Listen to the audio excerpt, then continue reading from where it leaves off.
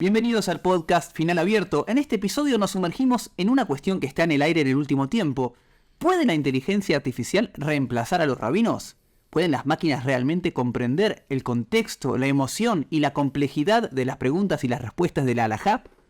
¿Podemos confiar en una computadora para que tome decisiones importantes que afectan nuestra vida y nuestra relación con Dios? En este episodio exploraremos estas y otras preguntas relacionadas con la intersección del judaísmo, la inteligencia artificial y la enseñanza rabínica. Bienvenidos a Final Abierto, mi nombre es Jacob Lipsic. Y mi nombre es Jonathan Berim, y como ya se está haciendo habitual, quizás se lo imaginaron, quizás no, pero esta apertura no la escribió Jacob, no la escribí yo, la escribió la inteligencia artificial. Exactamente, muy larga, Luego sí, demasiado, hay que corregirlo por un chat GPT, decirle que es muy larga, que para el próximo Final Abierto el guión sea más breve para arrancar más rápido. Pero primero agradecemos a todos por seguirnos, cada vez más gente. Cómo se suscriben al canal. Si no lo hicieron, suscríbanse. Si cayeron de casualidad este video, en este audio acá en Spotify o en YouTube o en la plataforma que sea, anótense para que les avise cuando hay un episodio nuevo. Denle a la campanita. La campanita también para mejorar las el algoritmo. notificaciones. Dejen sus comentarios también. Si tienen algo para opinar, porque estar en contra, opínenlo. Si tienen algo, por favor, pónganlo. Sí. Y si están en paro, felicítenos por el programa o lo que ustedes quieran, pero todo eso suma. Sentir bien. También compártanlo con la gente que les pueda servir, un tío, un abuelo, un primo conocido, o una inteligencia artificial que lo quiera escuchar, quizás también para que nos tome ya de punto para próximas consultas. Así que bueno, como dijimos, arrancamos con un texto escrito por inteligencia artificial. Tenemos una revolución, el mundo, sabemos que el mundo se revoluciona a diario, desde los últimos, no sé, lo que pasaba cuando nosotros éramos chicos, que no somos tan grandes, ya hoy en día aparece museos, y lo que pasa ahora en 10 años más también será de museo. Así que hoy este año nos toca empezar la revolución de la inteligencia artificial, que es algo que probablemente cambie por completo muchas partes de nuestra vida, entre ellas también nuestro vínculo con el judaísmo y la Torá. Así que empecemos a meternos en el tema un poquito. Sí, tal vez lo importante primero es tener una definición clara. Imagino a esta altura del partido que ya se ha comentado en distintos medios qué es la inteligencia artificial. Estamos más o menos un poco informados, pero tal vez convenga tener una definición clara para que todo el mundo sepa, para que la BOE y el CEIDE sepan de qué estamos hablando, ¿sí? ¿Cómo definirlo? ¿La inteligencia artificial es un qué? ¿Es un sistema? ¿Es un conjunto de sistemas o algoritmos? Un algoritmo, para quien no esté metido en el mundillo de la programación, es un conjunto de instrucciones que producen un resultado. Son todas fórmulas matemáticas, ¿sí? Son pasos, más que nada, son pasos para resolver un problema. O sea, agarramos un problema, nos hacemos pasos sencillos que la computadora pueda resolver para que llegue a una conclusión. Eso puede ser desde lo más sencillo, desde cuánto es 2 más 2, hasta, hoy día ChatGPT, redactame un libro que parezca haber sido escrito por Shakespeare. Claro. Está saliendo mi próximo libro dentro de poco. Sí. Voy a sacar un libro por día, me dijiste, ¿no? También. Claro. Las velocidades son impresionantes. Pero bueno, lo que siempre era la barrera, era el punto de, quizás desde que la computación existe, es que bueno, la computadora hace las cosas que son, llamémoslo, puramente racionales. Por ejemplo, la computadora en su momento, la primera, el famoso código Enigma, que descubrió el algoritmo con el cual encriptaban los mensajes de los alemanes nazis en la Segunda Guerra Mundial, hizo que los aliados ganen la guerra prácticamente. Ese quizás fue uno de los hitos de la computación en el siglo XX. Después, bueno, las computadoras personales, ya ni hablar. ¿Qué hacían las computadoras personales? Eran, bueno, calculadoras, reemplazaban a la máquina de escribir. Empezaron a hacer cosas cada vez más complejas, jueguitos, cosas así. Tortuguita, sí, tortuguita para programar, esa de programación. Bueno, le hablan los juegos de computación que sean más complejos, pero siempre era un programador que venía y le decía a la computadora, bueno, si pasa esto, entonces voy a hacer tal cosa. Si te dicen que te ponen 1 más 1, vos sabés que es 2. Y así les enseñaba unas ciertas reglas básicas para que la computadora responda a esos estímulos, sería así. Tal vez el límite, o en realidad corregime porque vos sabés mucho más que yo en cuestiones de tecnología, pero el gran quiebre es, me parece que hasta ahora la computadora uno puede ponerle, tal vez antes se ponía menos información y después en el último tiempo se ponía más información, pero lo que está cargado es lo que hay. No va a haber más de lo que uno puso. Como me acuerdo cuando éramos chicos, que hubo la famosa partida de ajedrez entre la Deep Blue, creo que era IBM. No recuerdo la empresa, pero la Deep Blue, corríjanos, cualquier cosa en los comentarios nos van a corregir. Si está equivocado nos van a corregir. Y si no me equivoco, que era contra Kasparov, sí, que era el campeón de ajedrez, un gran jugador de ajedrez, en donde competían uno contra otro. Amigo de Vladimir Putin. ¿Ah, sí? No, enemigo, está en la oposición. Bueno, un saludo para Kasparov entonces. Dale. Y para Putin también, si está escuchando. Sí, obviamente. Ya sabe Putin, tenemos un Patreon ahí abajo para... Ok, entonces Cuando competía este jugador contra la Deep Blue, lo que pasaba era que la computadora esta tenía cargadas todas las jugadas habidas del ajedrez. Ahora, más que eso no tenía. Y compitieron un jugador con una computadora que tenía cargada todas las jugadas posibles. Ahora, hasta ahí era, bueno, esta computadora tiene un montón de información, pero lo que hay. Estamos de acuerdo. Lo que está pasando ahora es distinto. Así es. La palabra que te está faltando en todo lo que describiste sería creatividad. Yo creo que lo que está asombrando cada vez más a los seres humanos. O sea, en la definición en sí la palabra creatividad es también ambigua, también puede ser vaga, pero, por ejemplo, se decía, ¿sabes qué? La computadora es grande, ese fenómeno para hacer inventarios, ese fenómeno para hacer cuentas, pero seguro que la computadora no va a poder traducir, porque traducir es una tarea que depende del humano. ¿Por qué no es una tabla que te dice traducir hola por yes, sino que tenés que ver el contexto, ver la información? Entonces traducir seguro que nunca lo van a hacer. Y el Google Translate, que ya tiene varios años en el mercado, es algo fantástico, porque es una traducción que, si no es perfecta, es muy buena, y de hecho ya tiene inteligencia artificial incorporada hace muchos años que se va mejorando a sí mismo. Me acuerdo cuando empecé a traducir, probaba a hacer traducciones, había palabras que de repente siempre la traducía mal, y yo empecé a corregirlo. Esta palabra, no sé si las traducciones que agarraba, por ejemplo, traducías hebreo a español y te agarraba la fonética inglesa. Entonces, Baruch, que es una palabra en hebreo, decía Baruch. ¿Viste cómo traduce como la fonética de Estados Unidos, de Inglaterra? Va con J, Baruch. Entonces así vas corrigiendo la traducción y te das cuenta que el algoritmo sigue aprendiendo y ya ahora no me traduce nunca más Baruch, me traduce Baruch. No sé si porque sabe que soy yo, o sea, yo quizás represento a los que buscan la traducción al español, o en general va aprendiendo y así se va mejorando la computación. Ahora, entonces, lo que era traducción, que decías, bueno, la computadora va a reemplazar al contador, pero nunca al traductor. No, la computadora hoy en día reemplaza al contador y al traductor. Sí. Entonces, lo que se abrió la nueva puerta con la creatividad de los programas que estamos conociendo, existieron públicos como el ChatGPT y toda esta clase de aplicaciones disponibles para cualquier usuario, es que la creatividad llegó a un nivel que es incluso igual o hasta superior al ser humano en áreas que no hubiéramos imaginado nunca. Sí. No solamente eso, no solamente mejora, lo hace mucho más rápido. En algún punto, y esto también lo que genera un poco de presión, por ejemplo, para los que escribimos o los que traducimos, bueno, también lo hace mucho más barato, porque, por ejemplo, creo que el ChatGPT, que esto estamos hablando, ChatGPT es inteligencia artificial simplemente en textos, pero también existe inteligencia artificial para dibujos o para videos. ¿Cómo funciona esto? Bueno, es como una conversación. Hola, me gustaría que me hicieras un video que dure 2 minutos con imágenes acerca de la reconstrucción de la sinagoga en la ciudad vieja de Jerusalén. Y lo hace en muy poco tiempo. Sí. Un dibujo hiperrealista del pueblo de Israel saliendo de Egipto. Y de hecho estuvieron dando vuelta varios las selfies de Moshe cruzando el Mar Muerto. Muy interesante, muy bueno. Seguro. Entonces, acá hay dos cuestiones. Lo que a uno le toca de manera sentimental, hace poco estuve en lo de una persona que arregla relojes. Es como estas artesanías, estos artesanos que ya van quedando pocos. Bueno, el avance de las computadoras es algo como no se puede frenar. Y por otra parte es si hay un condimento peligroso. Y esto es lo que me parece que tenemos que empezar a indagar un poco. Por un lado, seguro que es extremadamente útil, que digamos, la humanidad puede usar para su beneficio el avance de la tecnología. Que eso, de hecho, el avance de las civilizaciones tiene mucho que ver con esta posibilidad. Nadie va a decir, no, qué buena que eran las épocas aquellas en donde no había anestesia. No, por suerte hay anestesia, hay cirugías y demás. Hay masoquistas, pero son bueno, pocos. Claro. Pero sí, seguro, así funciona. De vuelta, la creatividad es la computadora. O sea, lo que llamamos creatividad y pensamos que era limitado al ser humano, ahora vemos que lo usa la computadora también. Y como decís, ¿hasta qué punto esto va a ser positivo, bueno o no? Y eso se plantea, como dijiste bien, en toda revolución industrial. Siempre que la industria trae algo nuevo, se vienen la gente que sale en contra de una secta en su momento cuando salieron las primeras desarrollos tecnológicos que se dedicaban a ir casa por casa a quemar, si habían elementos de tecnología, los quemaban, robaban, los quemaban porque decía que eso iba a destruir la humanidad. Y esa secta tiene años, o sea, tiene siglos, perdón.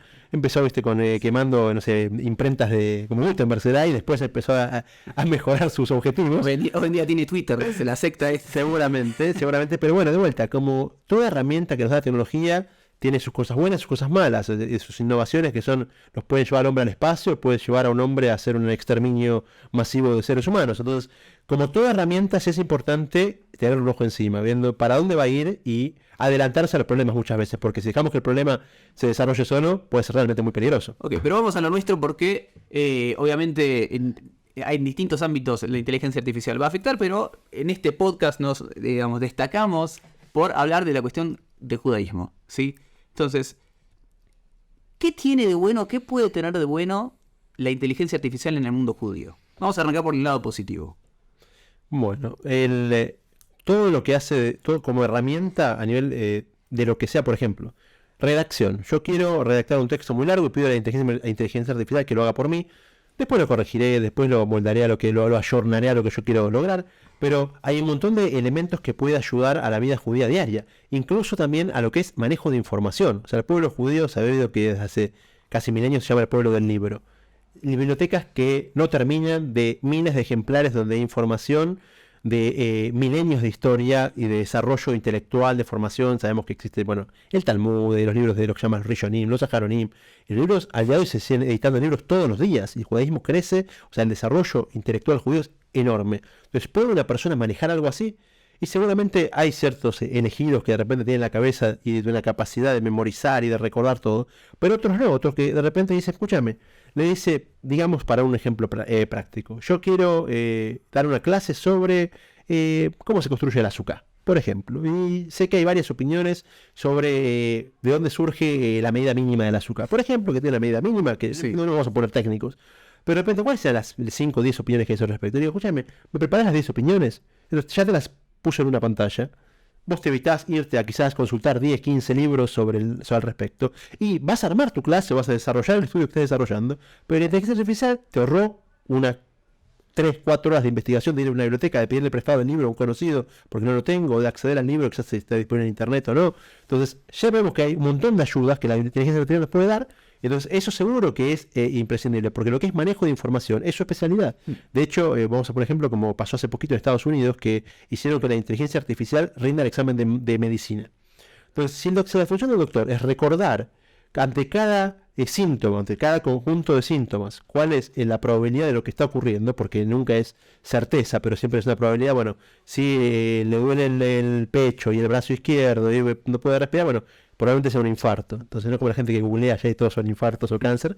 Pero entonces ahí en ese rol médico, no hablamos de un médico como acompañante, como contenedor, pero en el caso de resolución A, B y C, entonces D, seguramente sea mucho más una ayuda, tanto para el médico como terminé de decir que rendió el examen de medicina, no terminé de decirlo. Pero eso, entonces le fue bien. Le fue bien, eso, aprobó el examen, eso es lo más novedoso. Quizás el doctor aprueba. ¿No sabés que por hora? También, el doctor quizás aprobó con unos 60 y este aprobó con 90, entonces, wow, entonces, ¿a quién me conviene? O sea, consultar. Y seguramente sea más útil ChatGPT y al aspecto judaico de lo que es manejo de información, sería igual. También sería más útil a nivel manejo de información consultar a un chat que a una persona. Ahora, un segundo. Dale. Para hacer un raconto de lo que acabas de decir, porque el tema de la información, y esto pueden verificarlo en sus casas, pero tengan cuidado, porque hoy en día lo que está diciendo vos, Johnny, y esto me permito agregar, en un ideal podría estar toda la información. Hoy en día, cuando uno prueba, hay información equivocada. Ahora, esto no significa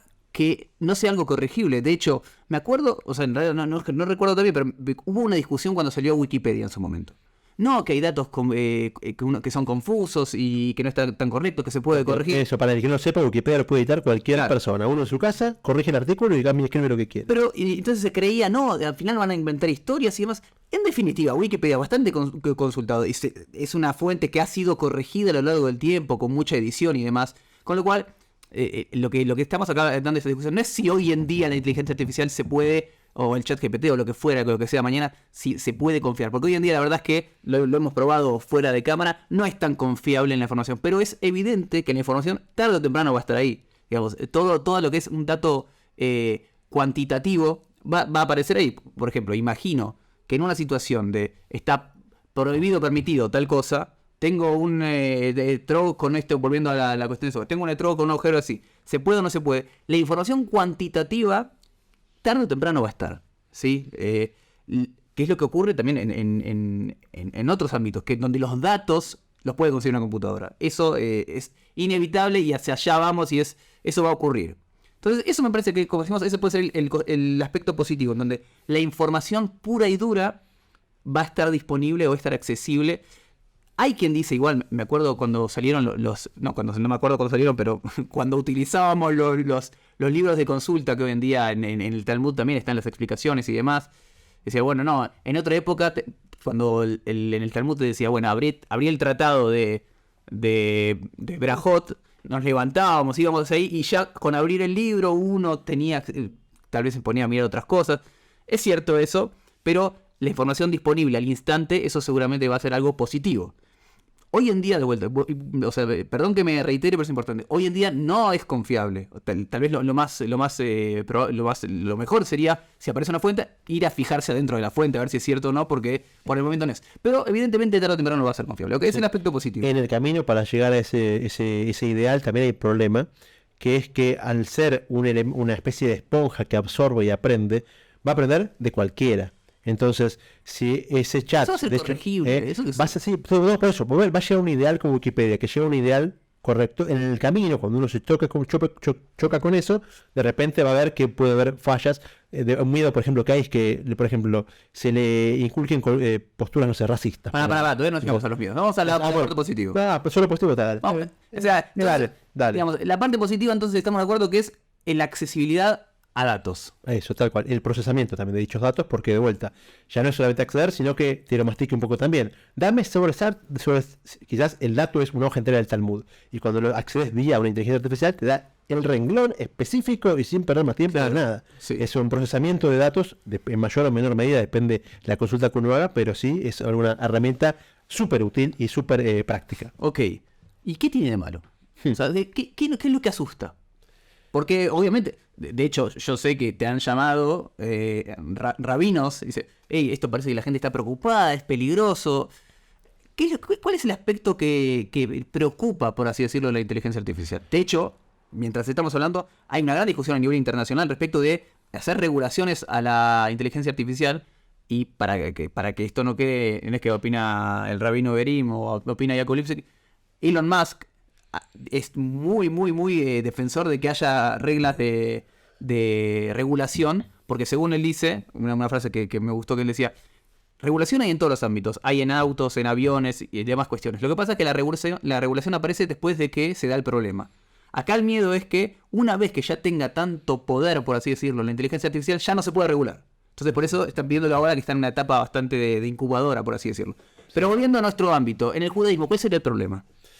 El problema, entre otras cosas, es, por ejemplo, creer que en el camino al llegar al ideal, primero que la cantidad de errores que van a aparecer, o sea, yo digo, ¿sabes qué? Confío ya en la inteligencia artificial. Voy a preguntarle lo que tengo que hacer en ciertos aspectos porque quiero vivir mi vida acorde a la ley judía, entonces voy y consulto directo. Claro. Y esa consulta puede estar todavía sin pulir.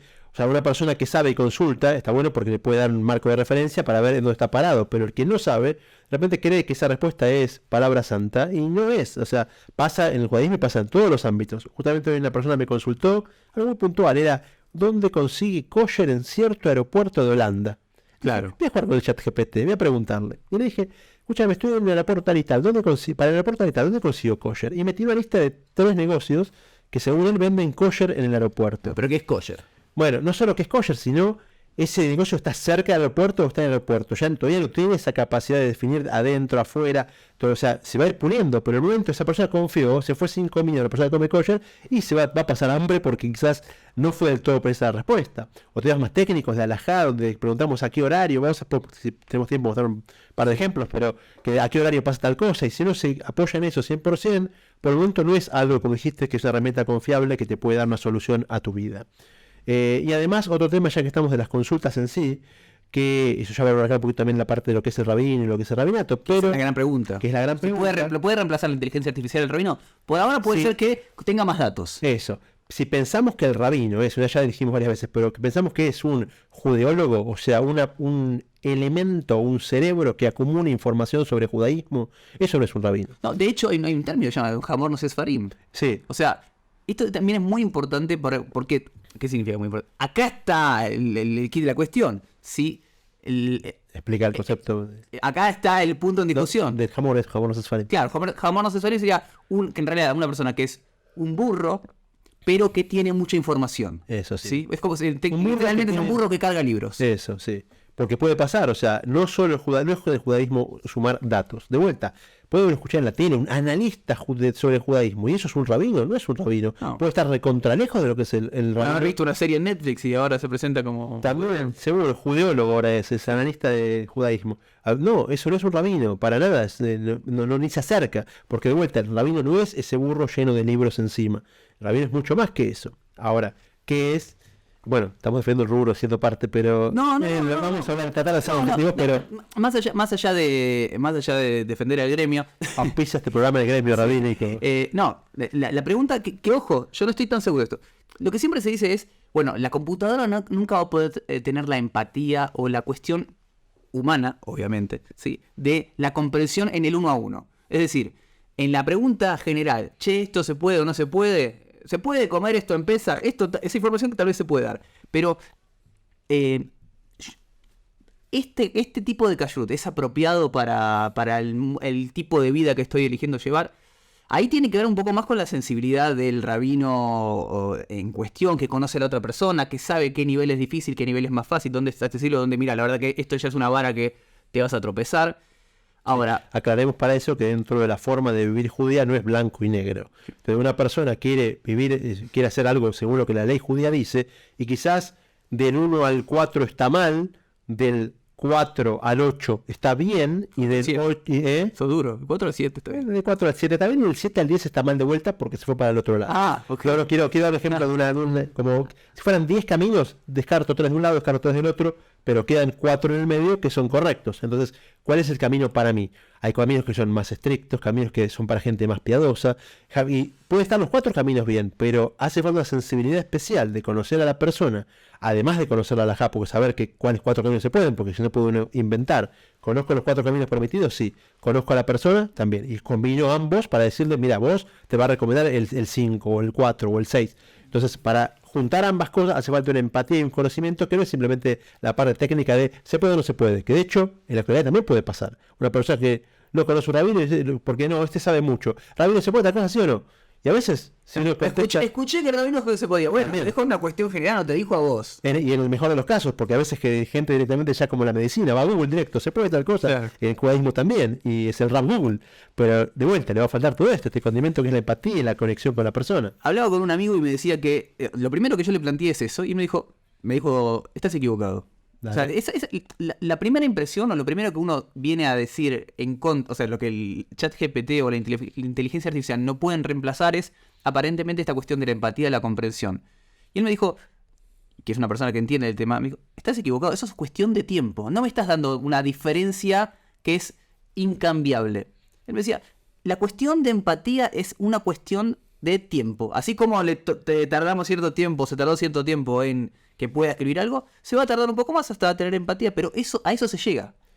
De hecho, me da un ejemplo. Fíjate que cuando una persona utiliza alguna de las redes sociales y demás, ya se van dando cuenta qué tipo de artículos te gusta, qué tipo de videos, qué tipo de música te gusta, con lo cual es una cuestión de afinar la sintonía en ese aspecto. Sí y no. Sí, en el aspecto de que a nivel intelectual uno se puede acercar así, pero hay una limitación que es la limitación sentimental, que la podés estudiar, o sea, es como uno ve en la ciencia ficción que ese robot que como ve a todos reírse con un chiste también se ríe en películas de ciencia ficción y esas clases de cosas, pero hay un cierto nivel de profundidad en lo que respecta a la humanidad que no va a lograr hacerlo. Por más que no vas que llore cuando escucho noticias. ¿Cómo sabes? ¿Cómo sabemos? Porque eso es que nosotros queremos creer eso. Sí, queremos creer, y por donde va la tecnología es por un tema racional. O sea, fíjate que todo lo que se logra es un cúmulo de datos. Cuanto más datos, más resultados. Cuanto más aprende, mejor es. Pero siempre es aprender. No es sentir, que son dos partes separadas en el desarrollo del humano como humano, y que la computadora por el momento no la tiene. O sea, el chip del sentimiento todavía no se lo pudimos agregar. Entonces, es verdad, va a ser tan buena la parte de datos que quizás no te vas a dar cuenta que falta la otra. Pero yo creo que hay un punto donde no se va a poder llegar, alguna barrera donde no se puede superar, o por lo menos así nos enseñó la ciencia ficción y data en el Android de data en ¿cómo se llama? Viaje a las estrellas, dale. Okay. Una de las series. No lo vi. me la perdí. Pero bueno, yo quisiera creer eso, pero no sé si es una cuestión de tiempo. Hay otro aspecto que a mí me gustaba y también lo hablamos. Es decir, hoy en día, ¿qué diríamos? La diferencia básica entre la inteligencia artificial y lo que puede ser un rabino es la cuestión sentimental. Es decir, que por el momento la tecnología, o vos decís que nunca, yo no lo sé, la tecnología no puede llegar a ese punto sentimental de poder tener empatía y la comprensión profunda que tiene un ser humano con el otro. Ahora, me parece que la cuestión de judaísmo puede pasar por otro lado. Y también este argumento lo hablaba con este otro amigo, que tiene que ver con la famosa frase de Lo Shamaymi, ¿sí? Nosotros sostenemos que la Torá estaba en el cielo, o sea, y fue entregada a los hombres. ¿Qué significa eso, más allá de la cuestión poética o la imagen? Tiene que ver con que las decisiones de las personas afectan la realidad espiritual. Por ejemplo, cuando hay un dictamen de un rabino, de una autoridad halágica, nosotros creemos que una vez que él dice, bueno, es por ejemplo, tal cosa está prohibida, por más que tal vez en realidad la información más específica tendría que ser que estaba permitida, si la autoridad halágica determinó que está prohibida, en el cielo se considera como que está prohibida. El famoso caso en donde temblaban las paredes y demás.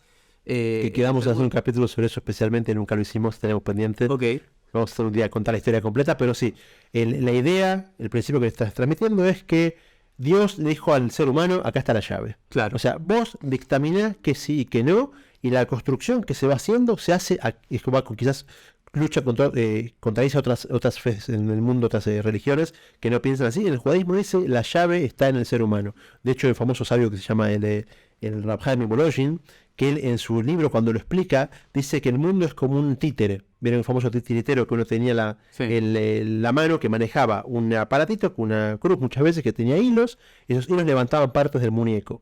Entonces él dice que cuando... Creo que la gente sabe lo que es un títere. No sé, depende de la edad. Depende de la edad de quien está escuchando. ¿Puedo explicar qué es la inteligencia artificial? Que es un títere, tal cual. Hay que abarcar todos los planos. Pero él dice, Rab Chaim Volozhin, que el cielo y la tierra están conectados con hilos, como si fuera un titiritero con su títere. Pero que la mano que manda es la de abajo. Eso es una revolución a nivel intelectual con respecto a otras religiones.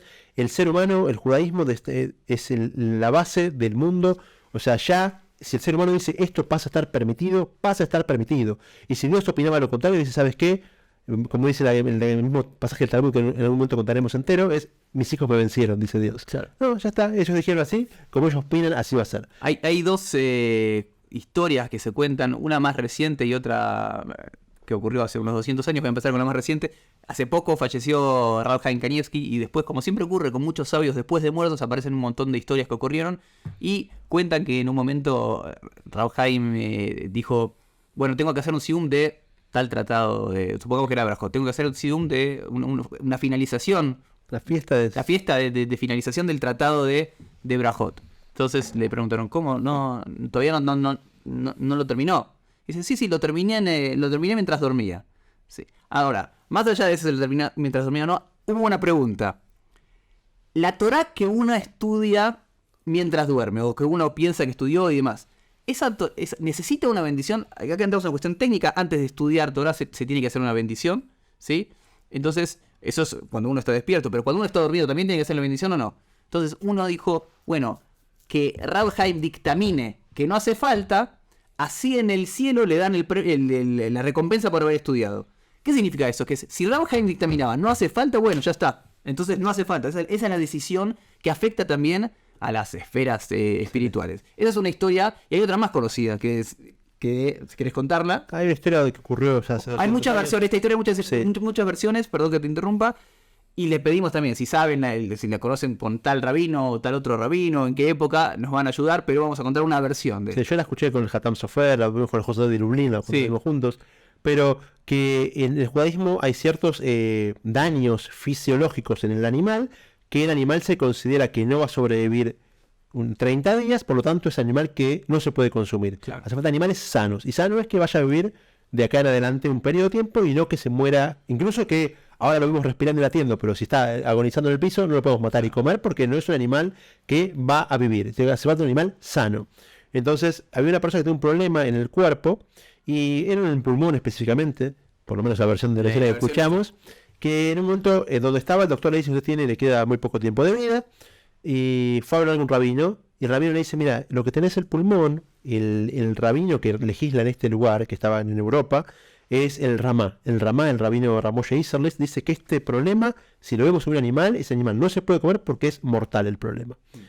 Pero, ¿sabes que ese mismo problema, el Bet Yosef, Shulchan Aruch, él dice que ese animal sí se puede comer porque eso no es un problema terminal, no es una enfermedad terminal. Así que mudate a Eretz Israel, donde en la ley se hace como el Shulchan Aruch, como el Bet Yosef, entonces seguramente ahí el problema no sea terminal. Acá quizás los médicos dicen que sí, allá va a ser que no. Y así fue que este hombre se mudó a Israel y vivió muchos años. Es una historia que viene a ejemplificar justamente lo que decimos, que la legislación del rabino en la tierra afecta a las esferas celestiales en el cielo. Entonces eso también es algo que es una llave que Dios le dio a la humanidad y no a la inteligencia artificial. Entonces el rabino se puede hasta equivocar, pero esa equivocación va a quedar como sentar un precedente nuevo. Claro. Así que es interesante por dónde va. Un dato más es que en la Torah también habla siempre que Jajam Adif Minaví, el sabio es más que un profeta. Pero ¿cómo puede ser? Si el profeta tiene ese wifi directo donde ve todo inmediato. Pero no, porque el que ve todo inmediato copia lo que ve arriba.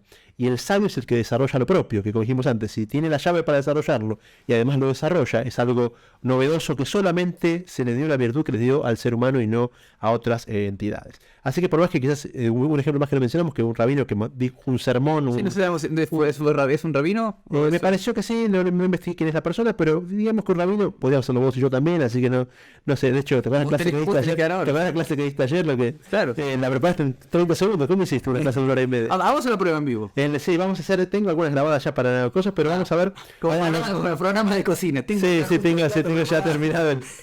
Va 15 segundos a verlo, pero acá está. Entonces sale nada que Pero bueno, este hombre que estabas diciendo de ejemplo, que dio un discurso, un sermón de filosofía judía basado en ChatGPT. Se lo escribió ChatGPT prácticamente. Sí. Y eso no les afecta a lo que estamos desarrollando, porque sí, una clase te la puede armar el chat. Ahora, ¿va a ser eso fiel a los valores? Había que chequearlo. Pero ¿es parte de esa llave maestra que Dios dio a la humanidad? Seguro que no. Hicimos un par de pruebas acá, tenemos, para que vean lo que es cuando uno le pregunta cosas de alajá, de ley. Me ha pasado que lo traté de jugar, esta vez no tanto, pero por ejemplo, algo básico. Quería saber pisar el palito a ChatGPT. Sí, pero empecemos con algo sencillo que le preguntamos. ¿Se puede comer carne con leche según la ley judía?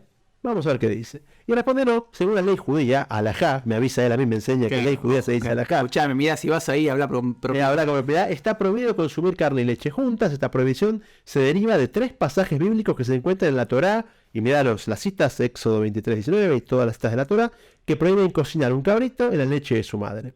A partir de estos versículos, los rabinos han interpretado que está prohibido consumir cualquier tipo de carne y leche juntas, ya sea de origen vacuno, ovino o de aves. Entonces, se hace más... después aclara que no solamente está prohibido cocinar, sino también no está prohibido consumir, sino cocinar y tener beneficio. Como que es una respuesta espectacular y muy precisa en algo que no siempre, puede haberme hecho, no sé, el judaísmo no come carne con leche y termina ahí, pero suele desarrollar. Bueno. Después, cuando le pregunté acá le hice un poquito de agua. Busqué esta pregunta más que nada, preguntas a veces de examen de rabínico, así como le hicieron el examen de medicina, y hacerle yo el examen de rabano para ser rabino. Y pregunté, ¿es el mismo horario? Bueno, esta es la continuación del anterior, pero... Dice, ¿hasta qué hora se puede realizar shaharit según la halajá? Acá ya le puse directamente términos técnicos. ¿Te preguntaste por qué quería hacer shaharit a las 12? También está hecha a las 9 de la mañana, ya había hecho una experiencia, así que no es problema. Es la niña autorreferencial, no en este caso. Entonces, él me dice, según la halajá, ley judía, ahora me tradujo él a explicarme a mí que yo no sé, el tiempo para realizar la oración de shaharit comienza al amanecer, conocido como alota shahar.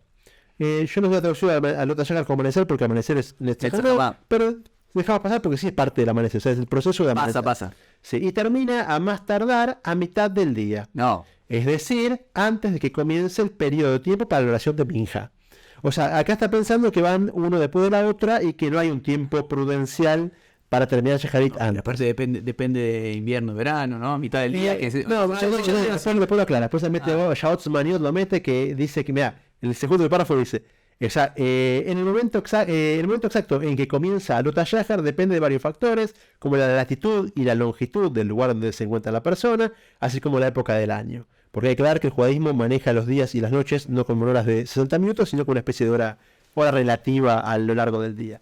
Pero después le digo, pero aparte de Shaharit, tenemos que saber que hay dos horarios, un horario para hacer Kriyat Shema de la mañana y otro para la midá. Y le pregunta, pero pará, le digo, ¿es el mismo horario para Shema de Shaharit que para la Shemona Esrei? No la aclaré que es Shemona Esrei, supuse que lo sabe, nuestros oyentes sí que no lo saben, son dos partes del rezo. O sea, el rezo es una parte que se hace tapando los ojos y una parte que se hace de pie. Y me dice, me dice, ¿el horario? Yo le pongo la gesticulación, él solamente escribe. No. Sí, no. Con mayúsculas. Eso dice, exclamación. Me dice. Ya va a poner signos de exclamación. Pero igual es bastante, o sea, es bastante correcto, o sea, tiene bastante corrección. Y me parece que tiene que ver también con cómo uno pregunta. O sea, sí, seguro. Fíjate, cuando le pregunté en hebreo, me explicó en español, cuando me pregunté en español me tradujo al hebreo, como que sabe, mira, te muestro que manejo todo, no te preocupes. De hecho, le puede uno preguntar en el idioma que quiera y contesta, se puede hacer en hebreo, en español. Luego he probado en hebreo también, anduvo muy bien. Él me dice, me dice, no, el horario para recitar Shemad en Shaharit. Me dice. Ah, sí, ya me está, amigo. Bueno, se está generando un vínculo, vamos a mostrarlo si querés, pero tenemos esta respuesta para dar los ejemplos. Dice, no, el horario para recitar Shema en Shaharit y para la oración de Shemona Esrei, también conocida como Amidá, me aclara, es diferente. O eso está muy bien, pero después hace agua. En la oración de Shaharit, el momento adecuado para recitar el Shema es durante el periodo de tiempo que se conoce como plaga minjá. Acá ya hizo una ensalada. Plaga minjá es una subdivisión del horario de la tarde que no tiene nada que ver con Shaharit, que generalmente comienza aproximadamente 4 horas después del comienzo del día judío. Acá mezcló absolutamente todo, porque agarró el horario correcto, pero que es hasta la cuarta hora y no después de la cuarta, lo mejor que plaga minjá, y allá acá de ahí en adelante. Bueno, ahí eso no tiene sentido. Todo agua, sí. Pero vemos como que hay todo. Pero perdón, son errores que es cuestión de tiempo. Es cuestión de tiempo, tal cual. Los quería mostrar también, es cuestión de tiempo. En ese momento se va a corregir. Va a depender mucho quién lo influencia y para dónde, pero vamos por ese lado.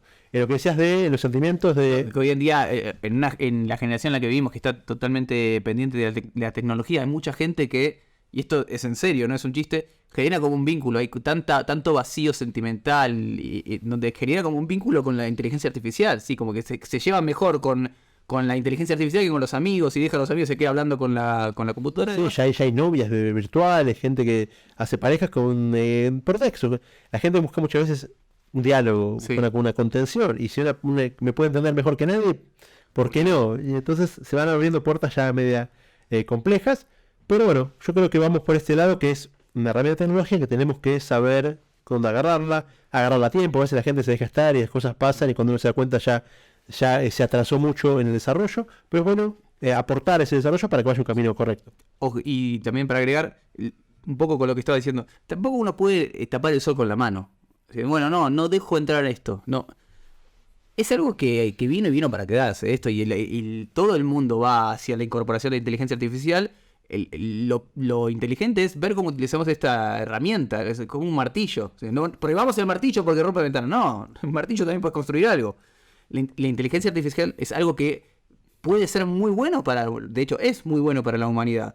Pero vemos que la gente que entiende muchísimo de esto está pidiendo regulación, y la cuestión judaica, mantener también, obviamente, las consultas al rabino, sobre todo en este momento 100%, ¿sí? Y después, bueno, tenés que ver con incluso puede ayudar al rabino. Dice, rabino, ChatGPT me dijo estas cosas, ¿es correcto? ¿No es correcto? Pero a mí me dijo otra cosa. Sí, también puede pasar.